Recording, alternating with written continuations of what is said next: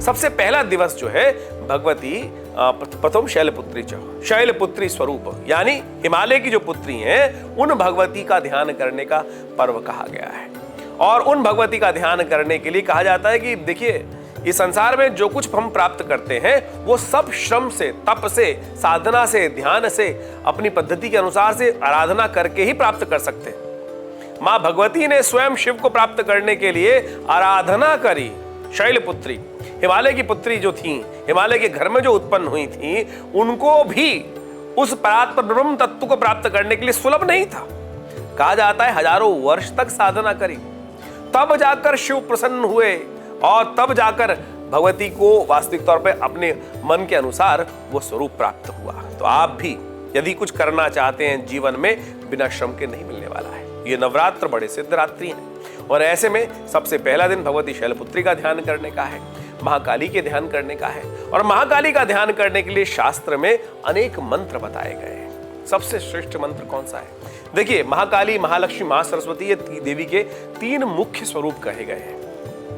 भगवती महाकाली, महालक्ष्मी और दुर्गा सप्तशती के अंदर जो पहला चरित्र है, प्रथम अध्याय है, वो भगवती महाकाली के लिए निमित्त बनाया गया है। उनका मंत्र है ध्यान का, खड्गम चक्र गदे सुचाप परिघाम शूलम भुशुंडिम शिरा शंखम संदधिम करस्त्रिनयनाम सर्वांग भूषावृताम नीलास्मद्युतिमास पाद दशकाम सेवे महाकालिकाम यामस्तौ स्वपिते हरौ कमलजो अंतुम मधुम कैटमम। शास्त्र में कथा आती है, सबसे पहले चरित्र के अंदर जो कथा सुनाई गई है कि कहा जाता है कि मधु कैटम नाम के 2 राक्षस थे, पूरे संसार को त्राही त्राही कर रखा था उन्होंने। कोई जगह नहीं बची थी जहां उनका वर्चस्व न स्थापित हो। तो ऐसे में भगवान विष्णु शेष शैया में विश्राम कर रहे थे, तो ब्रह्मा जी के मन में आया कि अब भगवान विष्णु को जगाना पड़ेगा योग निद्रा से। भगवान विष्णु योग निद्रा में शयन करते हैं। योग निद्रा का अर्थ समझें। आज हम लोग ध्यान योग के साधना के नाम पर योग निद्रा के संबंध में बहुत सारी कैसेट सुन लेते हैं और उसमें हम योग निद्रा में जाने का प्रयास करते हैं।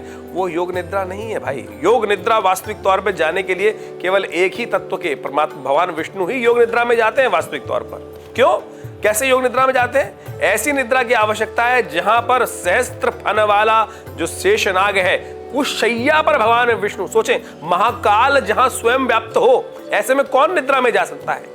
तो ऐसे में योग निद्रा में जाने के लिए बिना उसकी निद्रा आ ही नहीं सकती।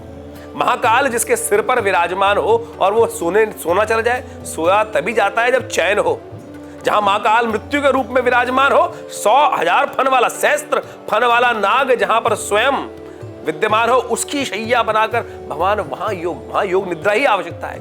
और योग निद्रा कैसे आएगी? कहा जाता है कि भगवान जो भगवती योग माया है वो भगवान की नेत्रों में विराजमान हो जाती हैं, नासिका में विराजमान हो जाती हैं, श्वास में विराजमान हो जाती हैं, हृदय में विराजमान हो जाती हैं। तब जाकर भगवान विष्णु योग निद्रा में जाते हैं।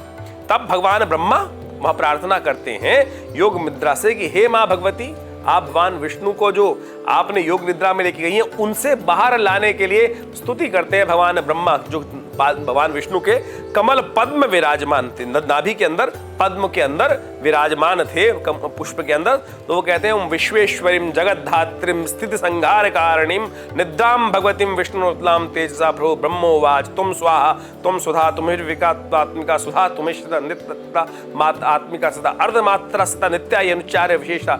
ये रात्रि सूक्त के रूप में प्रथम चरित्र, वैसा अलग से प्रार्थना भी है, लेकिन प्रथम चरित्र के अंदर भी ये प्रार्थना ब्रह्मा जी के द्वारा की गई है।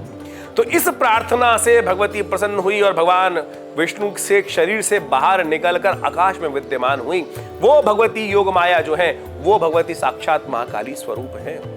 उनका ध्यान करने से कहा जाता है कि समस्त प्रकार के जिन्होंने देवताओं के मनोरथ सिद्ध कर दी, भगवान ब्रह्मा का मनोरथ सिद्ध कर दिया, ऐसी मां भगवती का ध्यान करने की जो रात्रियां हैं वो नवरात्रियां हैं। ऐसे में उनसे जो अपनी जो आपकी मनोकामना है वो सिद्धि करने के लिए अब कैसे मनोकामना से कैसे पूजा की जाए उनकी?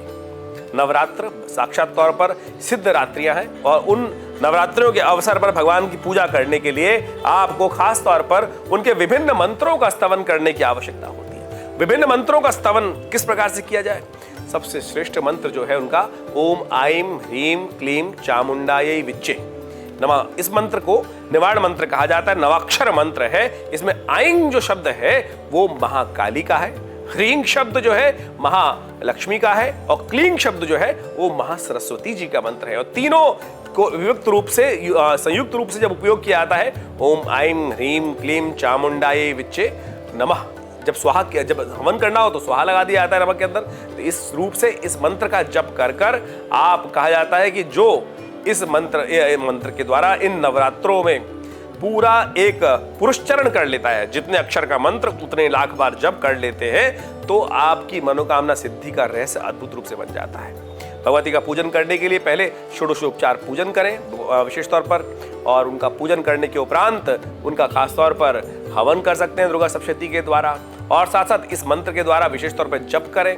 उनको लाल वस्त्र धारण करने का शास्त्र में नियम बताया गया है, तो लाल वस्त्र उनको धारण कराएं, और विशेष तौर पर हलवे का भोग उनको लगाया जाता है। तो इन सब सामग्रियों को उपयोग करते हुए आप आनंद स्वरूप भगवती का ध्यान करते हुए उनके इस दिव्य स्वरूप का ध्यान करें भगवती वैष्णवी स्वरूप में। देखिएगा आपकी मनोकामना सिद्धि के योग बन जाएगा।